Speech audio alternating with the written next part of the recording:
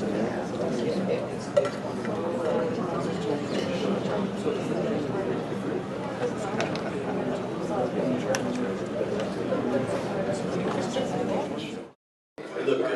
we're glad everyone came today. What we have for you is a wonderful collection of stories. Some are going to be good, some are going to be bad. They're going to make you laugh, they're going to make you cry. But hopefully, they won't make you stop collecting or not want to collect. Now, before we get started, we're going to have to give special thanks to one of our sponsors. So we're giving special thanks to Arcade Renovations. And if you're a collector, you know that almost every game you get, the T-molding's messed up, right? So, Arcade Renovations, you go to tmolding.com, that's their site, and get any color T-molding you want, and just not black. And get color. No, get anything you want. Chrome. Yeah, make sure you get chrome. So, we really appreciate our sponsors. If it weren't for them, then this wouldn't be possible. Now, tonight we're going to spend about an hour. We're going to meet our 4 collectors. We're going to learn a little bit about them, and we're going to hear some of their stories. And like I said, by the end of this discussion, we hope that we entertained you. We hope that we inspired you. And also, we hope that we didn't deter you from collecting games, because sometimes it can seem daunting. So first off, let's meet our collectors. So what we're going to do is go down the line here, and we'll have our collectors introduce themselves. And so tell us your name and why and when you started collecting. Okay, apparently my name is Casey, from the side. Unofficially, I started collecting in 1999 with a roommate of mine. He sort of started it. This was when Craigslist was in its infancy, and he came across, I think, a centipede, and it was $150, I think, and we were like, $150? God, it's so expensive. But man, what did we do, like centipede in our kitchen? So he got the centipede, and I think a week later, Miss Pac-Man showed up. Another week later, Paper Boy showed up for about $125 in perfect shape. And then one day he came to me and said, I found a guy who has a bunch of games, and he apparently was just a guy who had an old storage, he owned a storage, like a used storage place. And I guess he used to be an operator back in the day, and he had a ton of games. We didn't know, but he said, arcade games, come pick them up. Bring a truck. Take as many as you want. His wife said, get them all out of here. So we showed up with a $150 U-Haul and put 13 games in it for nothing. Yeah. So I would say 10 out of the 13 worked. But back then, I never really thought, hey, I can fix these things when they don't work. So we either plugged them in and they worked, or we plugged them in and they didn't work and we stuck them in the corner and never touched them. So, but then we moved out. We didn't get to keep all those games, so they went away. And then I didn't really start collecting again until, I think, 14, right after the twins were born. So our twins were born, and I started watching YouTube videos because I was staying up all night, and I was like, hey, I want to buy a game. So how long was that? 99 to, or 2000-ish to 2014, yeah. So you got out of it for a little while. Yeah, and now I found out you can actually fix them. Exactly. and wipe them off. Sometimes you can fix them. You can fix them. Okay, well thanks, Casey. Now we go down to Steve. Steve! My cheering section. Thank you, Jonathan. How much do these guys come with you? A lot.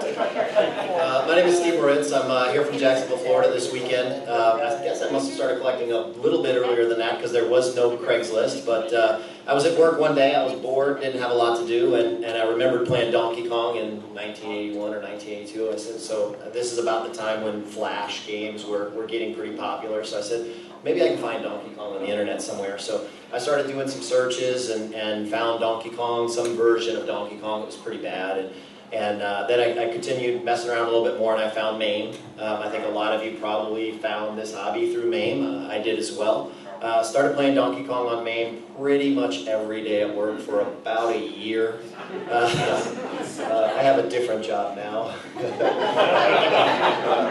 But immediately I started saying, man, this is great being able to play, but I didn't like the up and the down and having to hit the space key to jump. It was just kind of a drag. So I said it'd really be cool to build a MAME cabinet, and started kind of messing around the internet a little bit more, and found the Build Your Own Arcade Controls website. A lot of you are probably familiar with that.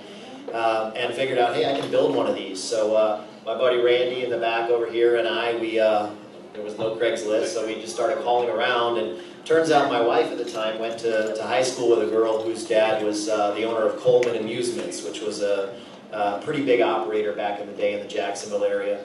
So I said, well, you know, give me his number, and I called him up, and he's like, yeah, I've got the perfect cabinets for you. He's like, come down, pick these up, you can have them for free. So we rent, you know, the biggest U-Haul they had, like a 36-foot truck or something like that. Drove down there, and we wound up with a couple of old converted Golden Tees. I didn't know it at the time, but one of them was an Ivan Stewart's Off-Road, and I don't even know what the other one was, some kind of generic dynamo cabinet from the time. And you know, we toiled over those things for about 6 months and made the, you know, just about at that time the coolest thing I had ever seen, which was a working, operable video game in our garage. So by that time I was pretty much hooked and played that every day, and eventually said, boy, you know what would be even cooler than this? If I had an actual Donkey Kong cabinet from like back in the day.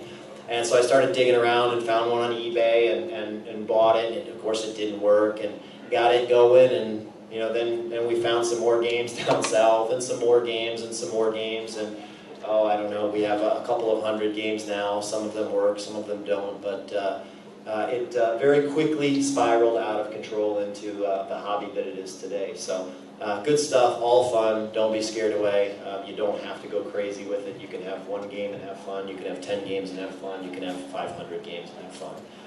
It's a great time. Well, thank you, Steve. Now we'll go to the other Steve. That's my guy. Thanks for that. I was working. I was hoping you guys were going to do that. So I guess I was in. I started like around mid to late '90s, like '97 or so. I guess I was in college at the time, and poor, extremely poor, right, in college. And one of my best friends was like, "Hey, I saw in the paper there's like this, you know, auction down at Lakewood. I think it was also the Super Guns auctions that was down there. It's like we got to go because, you know, we always played, you know, Street Fighter and you know, classics, you know, in the arcade and everything, right? But we have to own a video game. All right, so we'll go. So we get in his, you know, crappy truck and we go down there, and like we walked out of there, I think, with Bride of Pinbot and a Street Fighter 2 Championship Edition. I think total was like $400, $300, something like that. And so I help him load him up at his parents' house, and you know, we work on him a little bit, get him working fully, you know, go down and play him for a while, and then, but I could never buy another one, you know, right? It was just, and he's the one that bought them, really. So we're down there playing them all the time. I'm like, God, I want one of these so badly, but I can't get one. And then I graduate college, and I'm leaving college. I've got the truck loaded up. I'm driving out, and then in front of one of the fraternity houses is a Defender cabinet that's running Gauntlet 2, and it's out in the driveway, and it's got like the sign that says like, you know, make me an offer. And I had like $50 on me. I was like, you know, will you take $50 for this game? Yes, I will. So I just threw it in the back of the truck, and it went to the, you know, it went back with me to my parents' house, and then it stayed in their garage for like a decade, pretty much, more or less. I mean, it may have moved into our first apartment when I got married, and then I had to go back to the parents' house because, you know, I didn't want that there. But it sort of stayed there, and I kept thinking about it. I want to get one of these things, and then I guess about 8 years ago, after really, you know, still wanting to play with this thing, but just never doing it, I had like a giant box of Transformers. You know, if you guys collect, you know, stuff, because once you're a collector, you're always a collector, right? You're collecting crap even once you're a kid. I had a giant box of Transformers. It's like, here's these Transformers. I'm never going to use them. I don't have anything. I have girls. They don't want to play with the Transformers. Of course, now she does, but at the time, she didn't want the Transformers.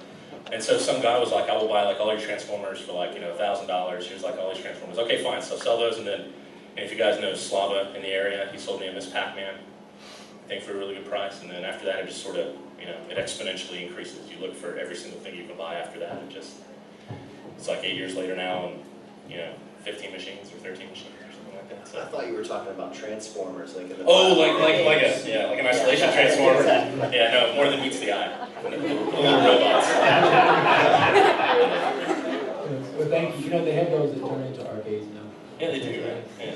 Well, thank you, Steve. Now we'll go down to Brian. Please, this isn't working. I think my story mirrors everybody else. I'm Brian Jones. I'm a Florida collector. I started in '92, I believe. My first game was a Blasteroids that I got free from my neighbor. It worked great, didn't have to do anything, and I thought I was king until I found a Tempest. from another neighbor. Nice. And then I learned the joys of vectors, and 2 years later, I finally played it.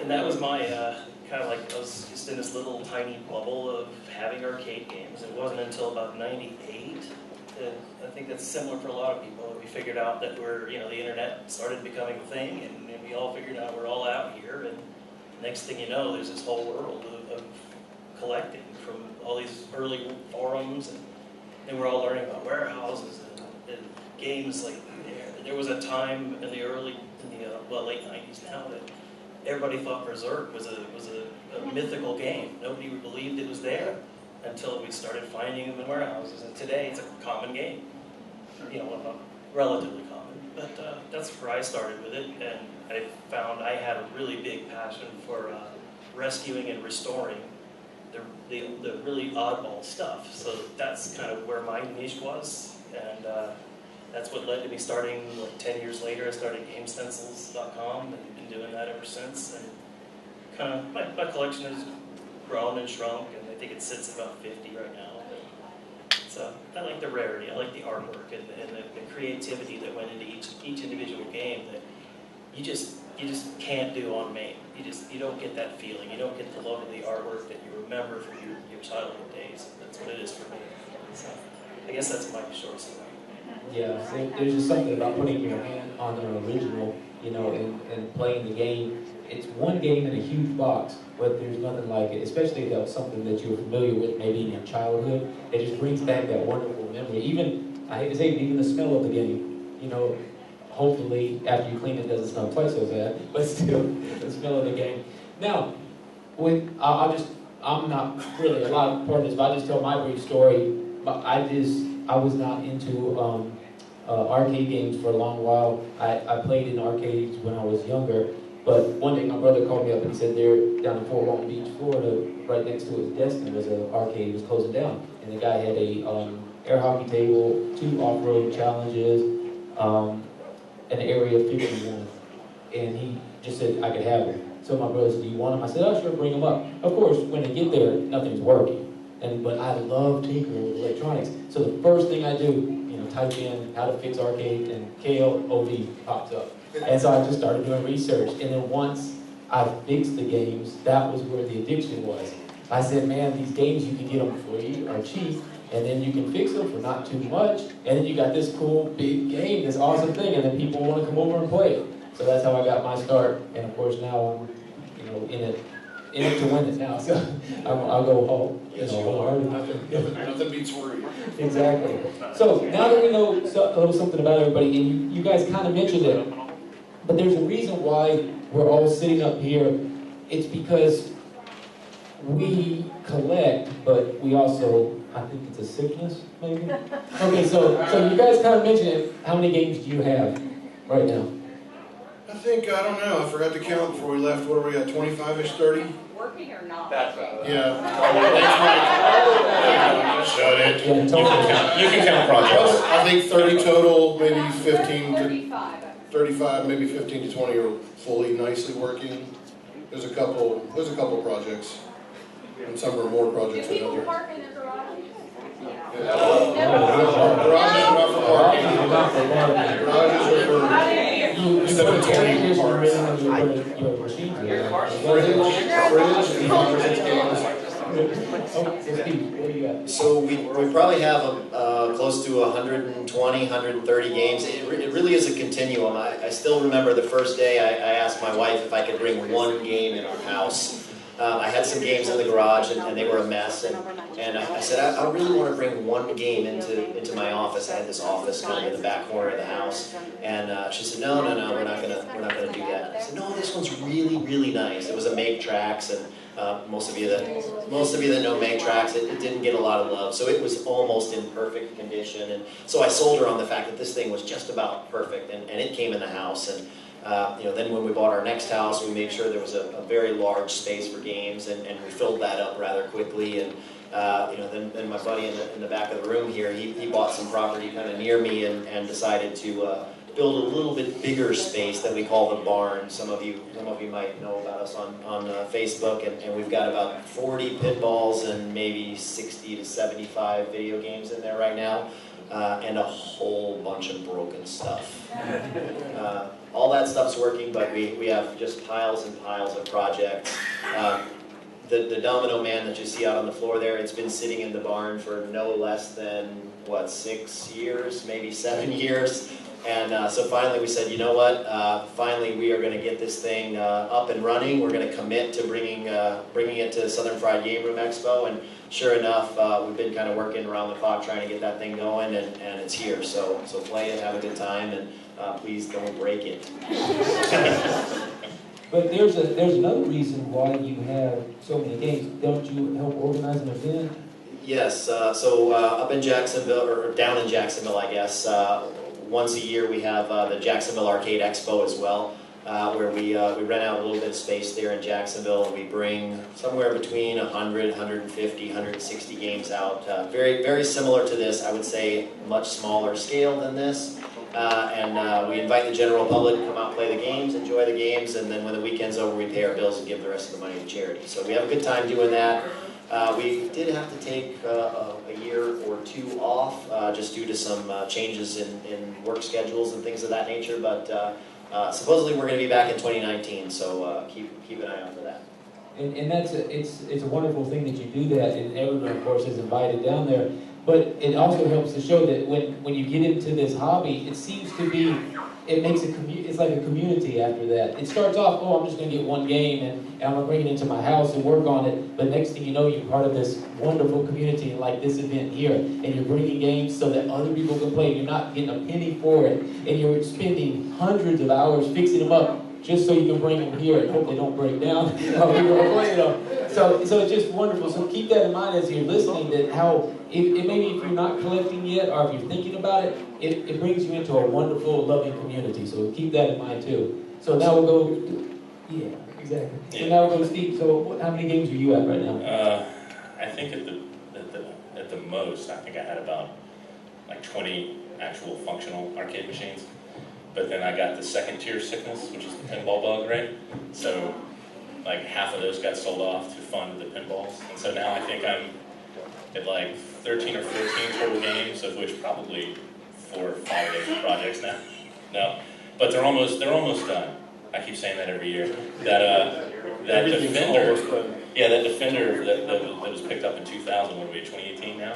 So the board set works, the monitor works, the control panel's been rebuilt. I sanded it and it's painted, so it's about to be stenciled, and so it's almost done. It'll get there. So how many games? Oh, 7. They count too. Yeah, they can. They call it going to the dark side, right? When you leave the arcade video games and you go to the games, go to the dark side. We all do it. Okay, Brian, your turn.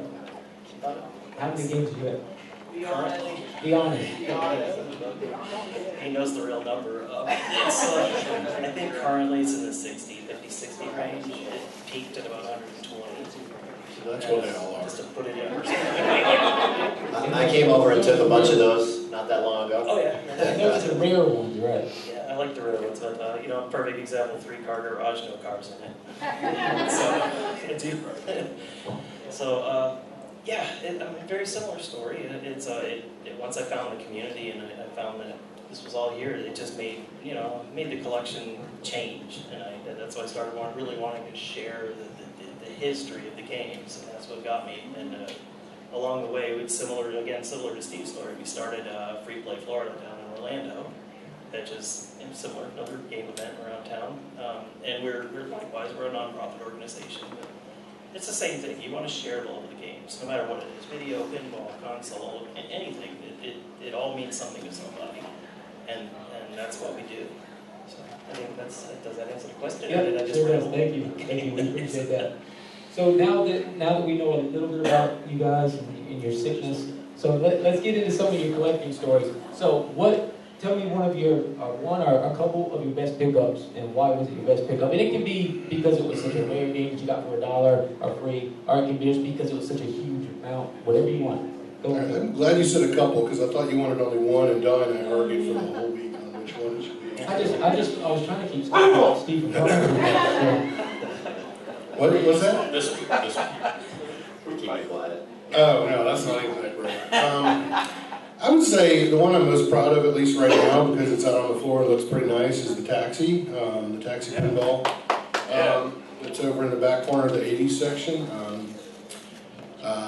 I'm not ashamed to say that it's a free game. We got, Dolly had put out a feeler on, I guess, Facebook and just all of our friends that we were starting a new life group in church, and she put out a feeler and was like, hey, if anybody knows anybody with any arcade or pinball games, and my husband's got this hobby and he loves to fix them up, and the lady who babysits our kids, messaged her and said, we've got this little game in our basement, you're welcome to have it, you can come over and have it, it's been in our family for years, it's been sitting down there for like 10, 15 years, nobody touches it, and I was like, who knows what it is, and I said, ask her what it is, she goes, it's a pinball called Taxi. And I had barely even touched on pinballs. I didn't really have a big pinball fondness when I was a kid. They were always too hard for me. So, but I looked it up and I was like, good God, that's a Mark Ritchie. I was like, I wonder if it works. And so I was just like, I don't care, tell her I'll take it. So eventually I got over there with it. And it was dirty as hell, and it had some mouse poopy in it, and all kinds of fun stuff to clean out of it. But came home and it powered on. It did not play right, so it's had some board work done, and I did a lot of work. I took everything off that playfield, stripped it all, cleaned it, bought a bunch of plastics it needed, and redid the pop bumpers and everything. But yeah, I'm proud. It's not perfect. One of the jackpot displays still doesn't work. I'm trying to find one of those guys, but made some final repairs this week so that it plays completely how it's supposed to. So I would say, turnaround investment-wise, that's probably my most prize. Because of what a great deal it was and how profitable it may eventually be someday, which I don't think I'll get rid of anytime soon. To me, I think the most fun, which is really for me the grossest, would be an asteroids that I found on out somewhere for $50. And the picture they took of it, I was like, oh, it looks pretty good. It's going to need some work. And they said, I don't know if it worked. They said, oh, it worked until recently. Our kids played it all the time, but now they're grown up, and it's just it's in their loft. And I was like, okay, cool. And I get out there and it's in the middle of the country, and by loft, she meant open-air barn. And it was on the second floor, which luckily I thought I was going to have to do stairs, but she had a little back door. She and I had to move all this furniture and just collect her junk out of the way just to make a path to get it out. And there's no electricity in this building. This was like their kids' hangout with no electricity, nothing. So it was in the dark, and I could see it, and I started to move it, and it was just I couldn't even get it to budge, and I went and looked around back, and the tree branches outside had grown into the cabinet from the window. And I was moving the branches trying to pull them out, and I noticed, I was like, there's some extra boards in here. She goes, yeah, I think there's an extra game board in case one of them, I think they had an extra one in there for it. I said, okay, fine. So darkness, got it out, put it in the back of my car, got it home and pulled it in the garage. And if you know, no cabinet door on the back, because who gets a cabinet door when you buy a used game? But in the bottom of the cabinet, it was this deep in the asteroids cabinet of mouse droppings. And a few other things, a couple of mouse parts. I vacuum cleaned it, shop vacuumed it with a mask on. I still haven't gotten in there to scrub it, but at least all the poop's gone. But the game boards inside was 2 centipede boards that are still covered in whatever that was. And I need to clean those and test them. But that could be a good bonus. But that's a machine that's still a project. So notice the one with the mouse droppings, he didn't list in the best pickups. Yeah. Okay. Hey, the best and the worst can all have some little mouse love. So. Will's a good story. Okay, what about you, Steve? Which one do you best? Yeah, so I've been told I can be a little wordy, so I'm gonna try to keep this one a little shorter. So my favorite game is Dragon's Lair. It's really always been my favorite game. It's not one I played as a kid because I didn't have a lot of money and I couldn't afford 2 quarters for a game, so I didn't play a lot. So when I became an adult, it was one of the games I coveted and I was after. Well, a local collector named Bill up in Jacksonville had a really nice one, and every time I would go over there, I would bug him about it, kind of like I did you for years about your Congo Bongo, and like I've done with other people about certain games. But I bugged him every time. He's like, no, I'm not going to sell it. I'm probably going to go to my grave in that one, and so on and so forth. So okay. So one day he calls me up and he says, hey Steve, he's like, are you still interested in that Dragon's Lair? Absolutely, I'm interested. And he's like, all right, I'm going to make you a deal. He's like, you can't haggle with me on the price, and when you come over, you have to take all of my Laserdisc stuff. What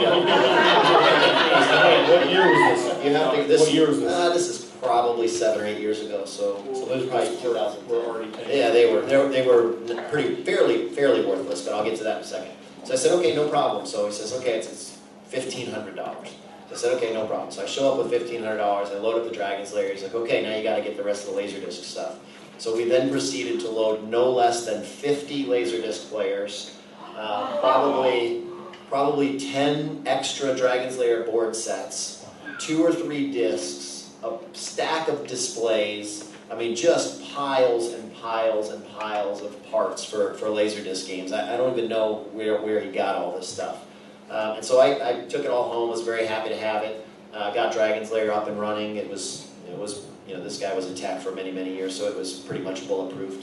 I took one of everything extra, just in case, and set it aside, and then proceeded to reach out to the Dragon's Lair project guys, and they wound up buying all of the Laserdisc players, all of the extra parts, everything. I had to ship a bunch of stuff out to California, but I think I probably have a grand total of negative $1,500 in that machine at this point. So not only was it an exciting pickup, but you know, having to take all that other stuff really gave me an opportunity to kind of dig in and learn a little bit about what these Laserdisc machines were all about, because I didn't have one up to that point, and kind of reach out to a whole new group of people that you know, that were kind of a little bit of a different collector's Steve, team. that kind of puts a free game in perspective.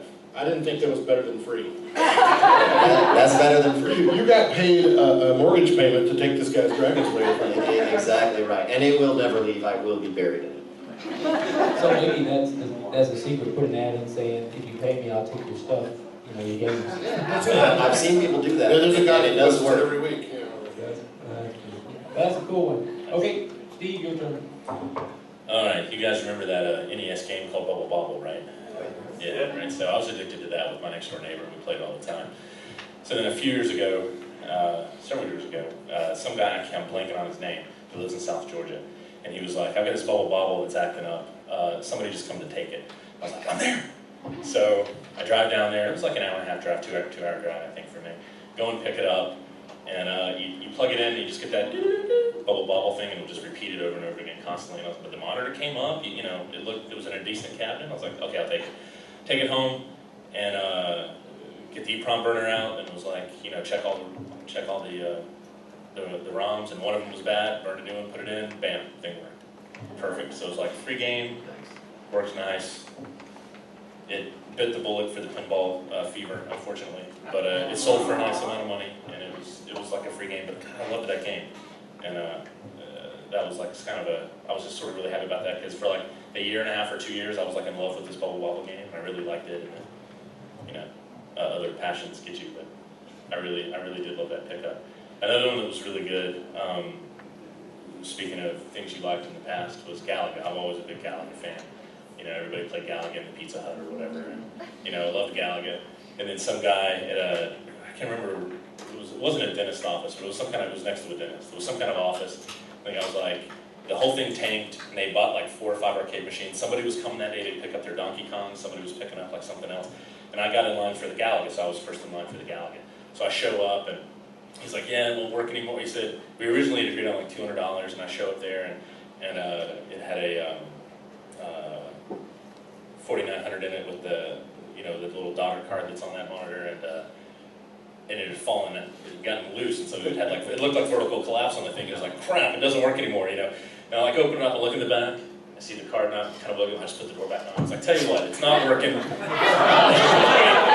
know, can we do like $100? You know, how do you feel about $100? And he's like, well, yeah, we got him like to like 125, something like that. And so I loaded up, got out of there real fast. Come home, you know, it was just like it was a fuse, you know. Click that back in, turn it on. Yeah, Galagas. I mean, I love that. That maybe I was super happy about that. So he's telling on himself, so you can't believe much when he... Well, you know, at some point this thing was about how to pick games up. We're going to get to that eventually. Oh, we're going to get to So yeah, that. I'm just sort of. So how to pick it up? This is the sleight of hand. Oh, on I'm how to saying, pick when I up go to these sell things. you something, you go, hey, now, wait, it's not working. You know, you got that Doctor Who out there. Yeah, exactly. Yeah. Yeah, I get messed up now. Want to fix it for me? Yeah. Okay, down to you, Brian. Which one of yours? Kind of reminds me of the whole of a sudden fuse is missing. Oops. I think the two things that stick in my mind over the years is one of the first game I just had to have that just drove me nuts. Couldn't find it in Florida was an Atari Pong. Going right back to the beginning, and it was the first game I shipped, kind of sight unseen. It came from Philadelphia, and it fell apart when it came off the truck. Literally just collapsed. I think you might remember it, Steve, but that was the first game that I did a round up, full-on restore on, built a brand new cabinet, found all the vinyl and everything that needed to go along with it, worked with a local guy, Craig, to fix the boards. We finally brought this Pong back to life, and for me that was like dream come true right there. I had the Pong. He didn't just bring it back to life. This thing was a work of art. I remember the first time I went in his house and I saw it in the corners, and I'm like, are you serious? It was beautiful. Beautiful. I missed that game a lot. The only thing I actually had left out of it was it too, oddly enough, came with an extra board. That I went to California Extreme for the first time last year and got to meet Al Elkhorn. So that one board that was in the bottom of this rotted cabinet that I've still kept all these years is now signed by Al and hanging in my office. So that's kind of cool. And I think the other one that really sticks with me is being a historian in me. I found a game called Screwlix years ago, and it was a prototype game that never saw any production whatsoever.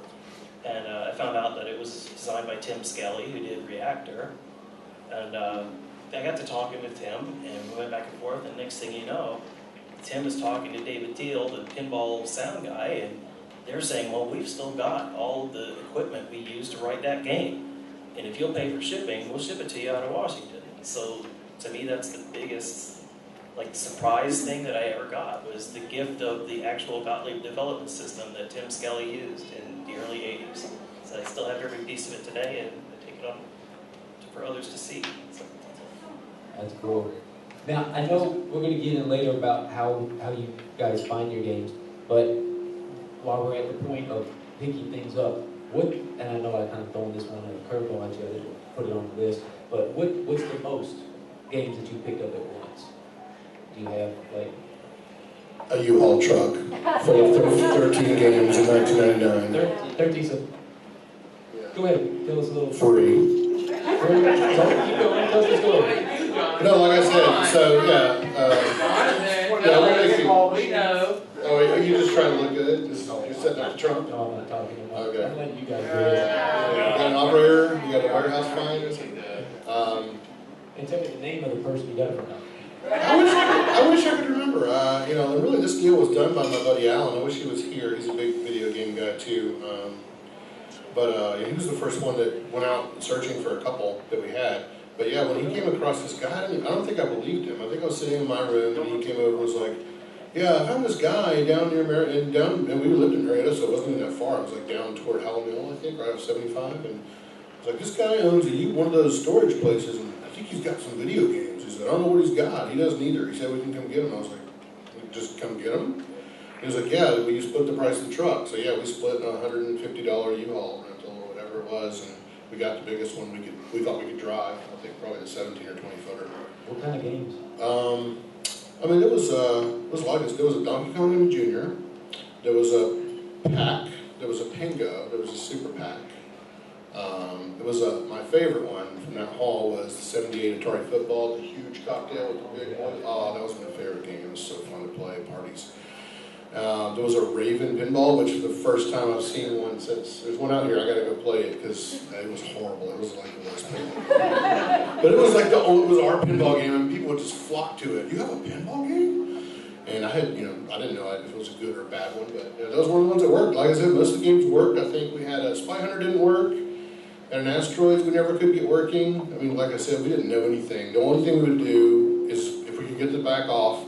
We knew from working on computers that if we went in there and just reseated every connector and brushed off connectors and blew into them and maybe sand a little bit, that worked on a couple of things I think, but there were a couple of games that we never got anywhere with. I also, a long time ago, picked up a Star Trek Strategic Operations Simulator cockpit. I had that for years. Dolly made me finally sell it when we got married. She was like, okay, we're moving, and I don't want that thing going to the new place, so I sold it. So you got rid of the wife? No, I'm just kidding. Clearly you have not met Donnie. But yeah, I think that, I mean, I wish I could remember all. I know there's a couple more I'm forgetting. The Centipede, I don't know. Just, there was all basic But stuff. good games, Nothing crazy. Yeah, it was a good. I've got video on YouTube, really poor video that we took one night of a party, and people were having a blast. I mean, people loved to come to our parties because they were like, they didn't know anywhere else you could go play classic arcade games with a keg. Arcade kegger. Okay. The largest, I guess, warehouse pick would be right up here in Georgia. A friend of mine that lives up in Brunswick gave us a call. His name is Kevin, and said, "Hey, there's a little town up here called Darien, Georgia, and there's some games, and you should come up here and help me pick this thing out." So my buddy Doug in the back and I, we got a budget. Rob was there as well, and we got a big budget truck, the biggest one they had, and came up here and put the address in. Tiny little building. I've got a picture of it. You'll see it here in just a minute. Tiny building, said laundromat on the front. No one there. I'm like, this must be the wrong place. So I called him. He said, no, you're in the right place. And so sure enough, some people get there, and on the one side it's a laundromat, on the other side it was a fish market. We walk through the back of this fish market, and sure enough, the back of this building is just loaded, chock full of games. We pulled, I don't know, probably 40 to 50 games out of there, or something like that, and there were a lot of other coin-op stuff. I guess this guy was the man back in the day when it came to coin-op in the city of Darien, Georgia. His name was Mr. King, and we got kind of fond of calling him the King of Darien, Georgia. But he had a lot of games back there. We got a Pepper 2, which I think wound up with you, Brian, at some point. Clowns. There was a circus in there. A lot of old, kind of pre-golden age black and white stuff in there. And then there was some basic, there were 2 asteroids, 2 space invaders, bunch of pinballs, bunch of EM pinballs, a couple of EM gun shooting games. There was just all sorts of stuff in there. But the deal was kind of, you got to take it all. Generally, I don't try to do that anymore. It just, you wind up with too much stuff, which I'll show you another picture in a minute. You'll see that sometimes you can wind up with too much stuff. But yeah, we wound up with some pretty cool stuff out of that particular. Yeah. So the next time he gets a phone call, I'm sure he's gonna say no to a warehouse pickup, right, guys? No, I can't take them all. I need to cherry pick. That's my rule now. I got to be able to cherry pick what I need and what I want. All right, so I've not been lucky or unlucky enough, depending on how you look at it, to hit these sort of, mother lode or treasure trove to buy a bunch of games. But brace yourself for this number 2, because I think the largest I've had, and they were delivered to me. So I didn't have to actually rent a thing or get a trailer. Fake news. Someone showed up with both of the games and then dropped them off. And then took one of mine, so it was nice. It was a 2-for-1 trade, but sounds good. That So was, you still wait for your big one too? yeah, I'm still waiting. If anyone has any notes, the wife says no. I'm good. I'll let you know. Text or something, Yeah, we may or may not have an operator connection. Yeah. How about you, Brian? I can't say I was ever a wonderful sniffer outer of warehouses, but yeah, well, that's a yeah. Let's just say. Now we go here. So I wasn't really good at finding warehouses, but I did know John Exley pretty well. So if anybody knows John, wherever he goes, basically a black hole forms, and all the games from everywhere within 500 miles kind of suck in his direction. So thanks to John, I went on a few really big warehouse raids. I remember pulling out a Discs of Tron out of a warehouse for $100 and just seeing seas of games. I think I do have a couple of pictures that I did find from back then. But yeah, we've seen some pretty big warehouses through the years, literally thousands of machines, and all that we could basically stuff in a trailer. And those were the days, but you don't see that too much anymore. Today it happens kind of on a smaller scale. Not too long ago, we found a Craigslist thing, and that had, 8 or 10 games in it, and I picked up one of my all-time wants in a Sky Raider. It's an old black and white Atari game. I loved it. Finally got one of those, but that was a bit creepy in its own right, because behind all the games, there was this mount, about 10 feet tall, nothing but naked mannequins. So it wasn't naked mannequins, it was country music 8 tracks by the thousands. So I'm like, Those go together, let's don't just they? get the games out of here. Brand new sealed. Sealed, yeah. Brand new in the box. So it's like Deliverance at an arcade.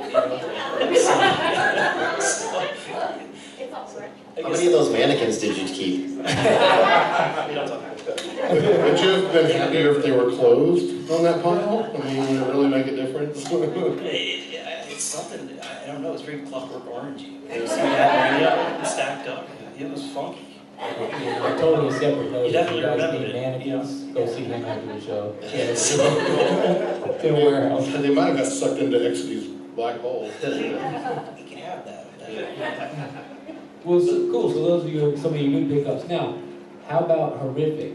So maybe the machine was horrific. You said one, but or maybe the incident, the people that you went to their house and it was scary or something like that. I actually, what's funny is, Steve and I are friends. I'll actually take my incident and let Steven convey it because he was with me. So we'll share one. Oh, well, go ahead, Steve. Oh, I appreciate that, buddy. You know what? You're talking about the. You caught on to more of what was going on. Oh yeah. I was just. That's because when you were loading, she was talking to me. Well, go ahead. Oh yeah. So Casey and I went to. He saw this front line. I think it was on Craigslist, right? Yeah, probably. I can't remember exactly. But anyway, so he was like, "Hey, I want to go get this game. Come with me." I was like, "All right." So everyone around here does for everyone else, right? They have pickup buddies, right? So we go to get this game, and like we get there, and it's like this woman and her 2 daughters. I think it was the 2 daughters were also there, and so we're just talking with her, and she's like giving us all these details about the games and how long we've been there, and then I start catching things here and there about. She's like this doesn't get played anymore. He doesn't play this anymore. This and that doesn't happen anymore. We got he doesn't live here anymore. Start getting, as this pick is going further on, I'm starting to realize he's not here, but these are all his games. We need to get this case and get out of here right now. So we're loading up, and then she did say he was going to come by. He showed up. He's going to come by, and he showed, right, we finished loading it, we got it in the car, we were shutting the door, and his car pulls up, and he gets out of the thing, and he says, did he talk about, I'm trying to remember now what he said. He knew that they were going to sell I think they were going to sell him, but he wanted more. Yeah, the entire time, no, we're going to go. And the entire time I was in complete fear that this guy was going to show up, and it was like a not a friendly divorce kind of a thing, or non-friendly separation. He was going to come up and try to shoot us or something. I was just hoping it was really small. For taking this He game. had his car and it was like, what's going on? What's going on? We're like, oh, okay, this guy's not going to kill us. See you later. We can totally take this guy. It's 2 of us and 1 of him. It was fine. We were tall. We were That's why bigger you and take taller a than buddy. he was. So, yeah, that was fun. Yeah, I thought you were doing totally something different with the wife thing, which is Oh, yeah. Yeah. This is a public show. We were not I was like, what are you guys We doing? were not there to fix the cable. Yeah, we were. Okay, Steve, what about you? Sure. So a lot of times when you go to find these games or pick these games up, they're in kind of shady areas, kind of bad areas. So you really do have to be careful. I don't really have any stories of anything that bad that ever happened to me on any of these raids or any of these picks. Have I been in some disgusting places? Absolutely. You're going to see some of the pictures in just a minute. But probably the worst thing that happened is my buddy Rob and I came down to Orlando to pick up a couple of games, and we've got a Journey and a Cubert in the back of his pickup truck, and they won't quite fit with the tailgate up. So we've got the tailgate down, and they're strapped in real good. We're excited, right? Because these are pretty cool cabinets. And so we pull out of this place, and not 2 minutes down the road, someone just smashes right in the back of his truck. And we're both looking at the back of the truck going, I cannot believe this just happened. We get out, believe it or not, his tailgate and the back end of his truck is completely toast. Games, not a scratch. That's all that matters. It's God, a a game's blessing. looking out for that right there. It's a blessed hobby. God likes Cubert. Absolutely. He's got good taste. What about you, Brian? Anybody try to seduce you? I mean, Daily.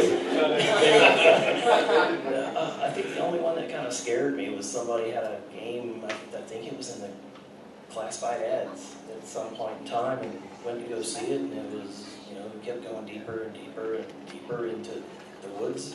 and came across this trailer in the middle of nowhere, and it just, one guy lived in this trailer, and you went around it, and the thing had been shot up from the inside. You could see bullet holes, so you just spray paint, all over the wall, and the guy, he lived there. And it was just a Pac-Man that was in there, so ultimately this trailer looks like it went through a war, and here's this mint Pac-Man in it. So it was one of those where you were looking in all directions and getting out with Pac-Man as fast as you could. So that's probably my weirdest. Okay, so we're looking at a few of their pictures. They've been talking about it, so I want to see them. Let's do it. Yeah, actually Windows. It's been an IT error here. Now we're doing a little code. Pirated Windows 7.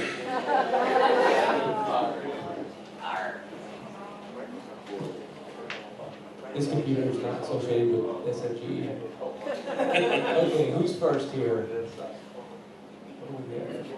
Not me, 'cause I'm not in there. This one. Who's this? Not this one. I want that one. Okay, here we go. All right, that's me. So this was a pic we like to call the Blair Witch Project. That's my buddy Rob in the back there. Raise your hand, Rob. That's Rob wheeling a sea wolf out of a sea of just garbage and woods, and it doesn't even look half as bad as it actually was, but we had to wheel that sea wolf through, I don't know, probably about 600, 700 feet of just gnarly mess. It was just a nightmare. But it's Seawolf. Those are the boards and whatnot that we pulled out of the Blair Witch Project. There was a lot of good stuff in there. Believe it or not, there was a quantum in there. Oh! Yes, that is now working. I sent it out to Andy Wilburn. It's now working and in the hands of someone that needed it. So there was some good stuff in there. So it does pay to dig through other people's stuff. Just tell me next. Next.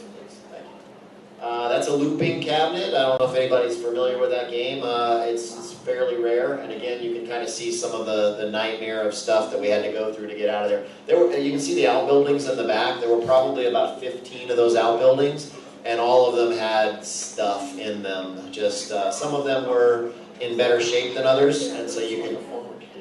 No, it was just his backyard, and he was a picker guy and just had a bunch of stuff in his backyard, and he had passed, and so his kids were trying to get rid of some of this stuff, and we helped him out and gave him what we thought was a fair price and took the stuff we thought we could do something with. Next. There's the little laundromat / fish market that I mentioned earlier. Would you believe that there were 40 games in that little building in the back of it? Yeah, I didn't believe it either until we started pulling them out. Next, you'll see there's a Pepper 2 and an Asteroids. Oh yeah, there was a Missile Command in there.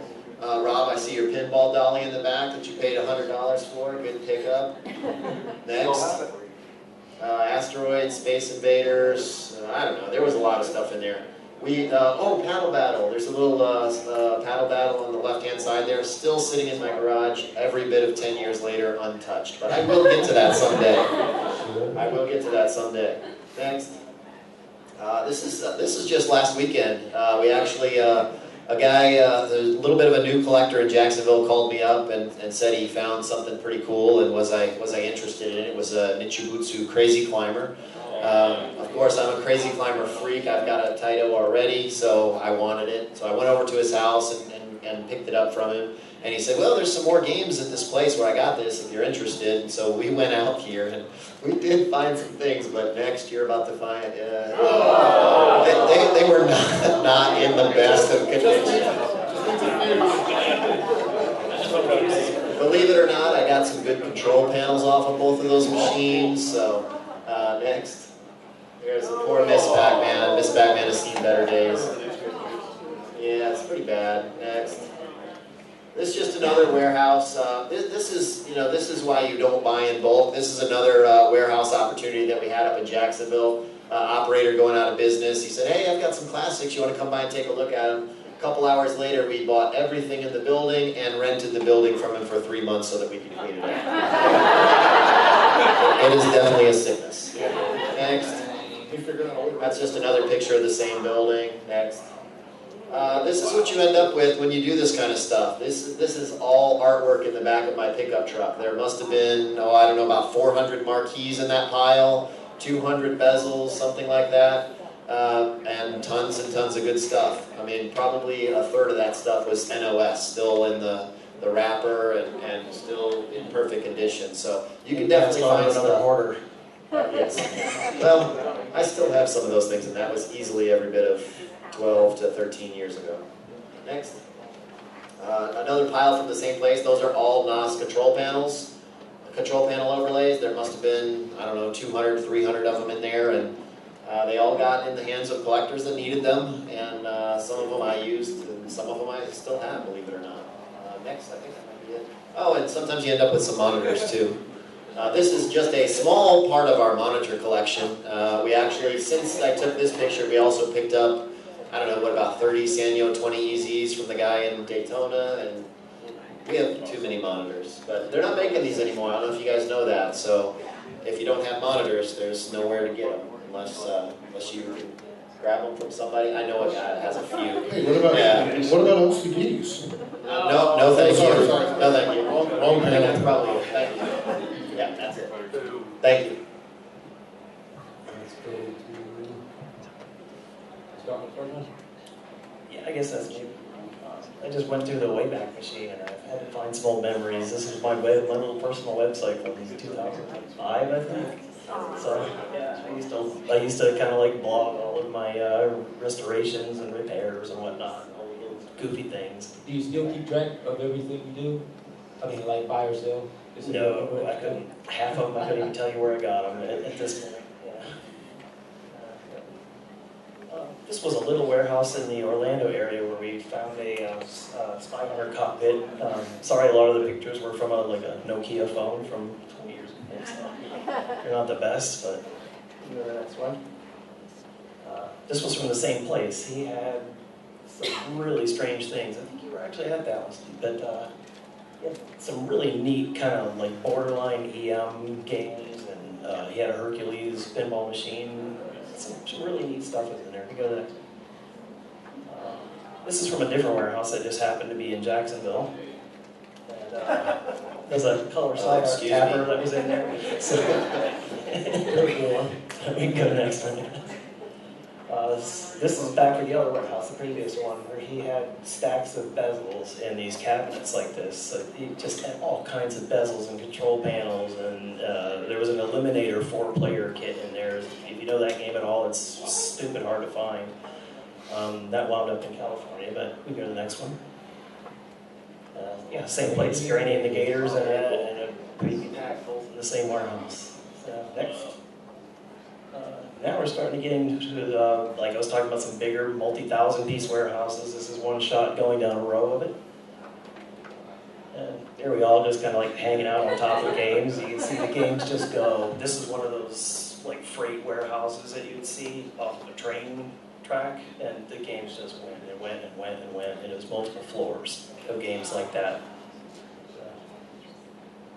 Yeah, that's just another picture of us. That's about all I got. And that's the next one is the screw loose that I made after talking to Tim Skelly about that prototype game. So we actually put one together.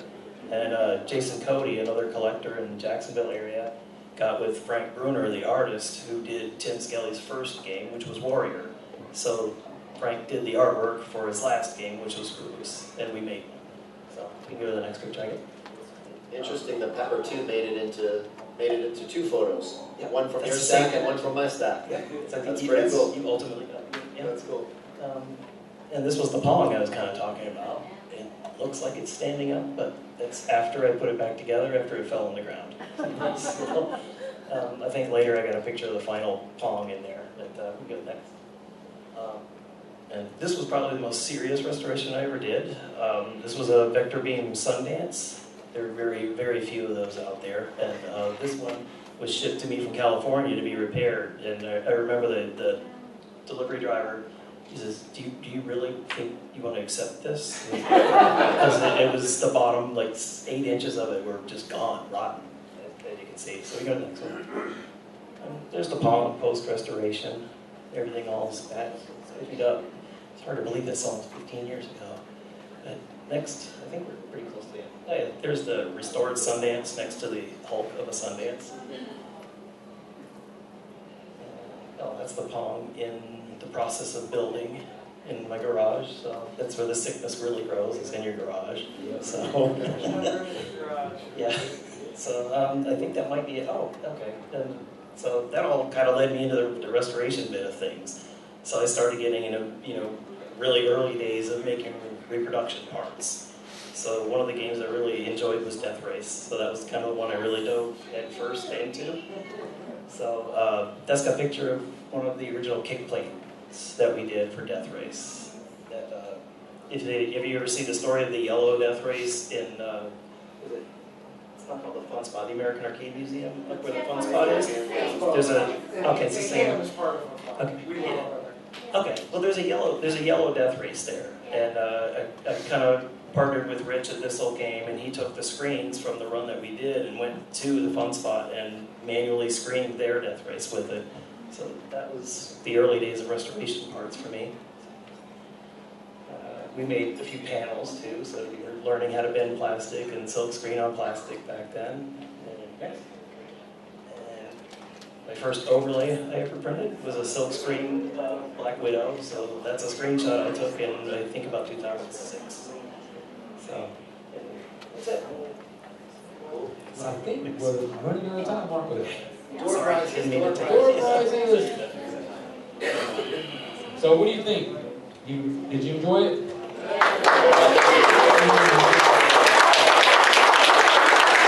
No questions. I was just going to say, don't worry about the 3-car garage, because cars are waterproof and video games are not. So the last question was going to be, some secrets on how do you find these games, but sorry, we ran out of time. So unfortunately, we get to keep all the good deals because we know where to find them, right? We'll talk about secrets next year. Yeah, secrets next year. So let's give away some door prizes. So we will put these out. Nice. So we've got some arcades. So this might begin your collecting career. Hey. So we got a lot of door prizes here. I like these panel discussions, and I want everybody to keep coming to them because it's really when you're in this hobby, getting to know a lot about the people around you. I think is a cool thing. So what I want to do is keep putting stuff out. Oh yeah, all of it. No, wait a minute. Okay, so what I'll do is we'll pull the number.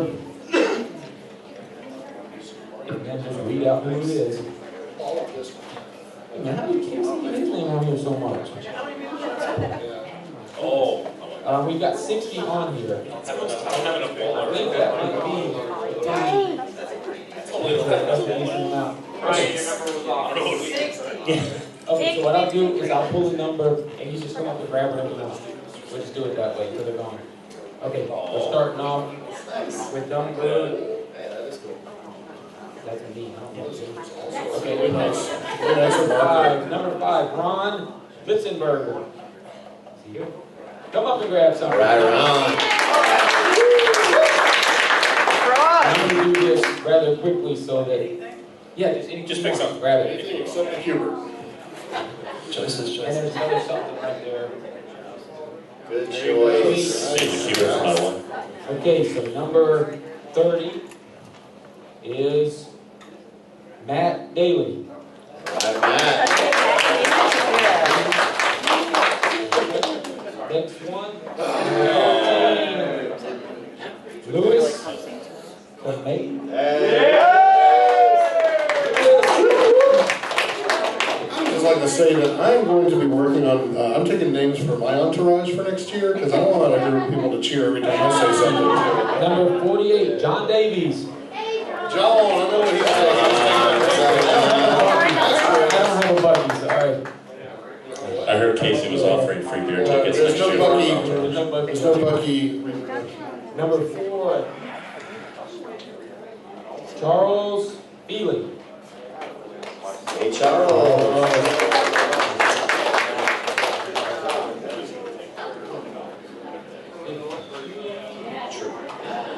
53. Oh, Gary's Yeah. my pronunciation is off. Yeah, Karis. What's up, Karis. Karis? Yay.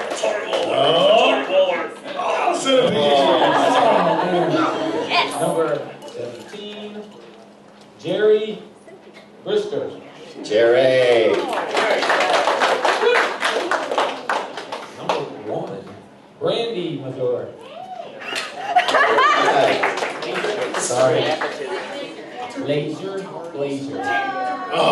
Laser. Mommy, what'd you get? Number Good choice, Jerry. 9, James Pruitt. Oh, wow. All right.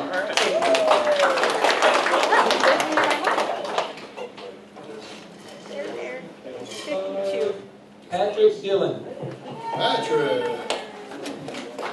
Patrick's an old friend of mine from a different one. So I got half Number 9, John Frisco. All right.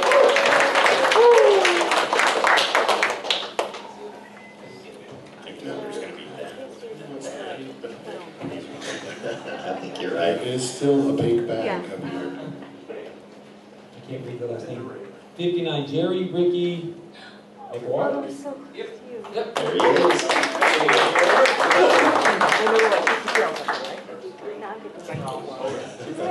Cliff, I saw you hold this first. Nadia Griffin. 3. I like how the clapping died. There's a lunchbox and asteroids and stickers. 31, Dolly Wilbur. Oh, Great timing. I could have used that. Yeah. it's a lunchbox, I think. Please say Cliff. I got 5. Come on. Can't do this to a Please say Cliff. How about the Robert. first young lady or older lady or middle lady that wants to grab it? Come grab it.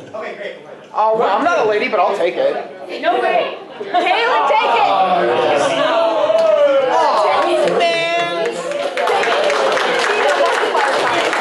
Jonathan, thank you for hosting. Thank you for hosting. Very nice job. Thanks to Jonathan. Thank you guys for coming. One I like thing the art. with the panel discussions, in order for us to know in the future if you liked it, if you like this type of discussion, if you download the SFGE app, you can rate this discussion. So you go on there and look it up and rate it, and we encourage you to do that. That way in the future we know what kind of discussions you really like and which ones maybe you're not so, not so interested in. So please do that. Enjoy the rest of the show. Have a wonderful night. Thank you. Yes, sir. Question in the back. Make sure you left a pig with no shoes. Yes, I did. There was pee all over them.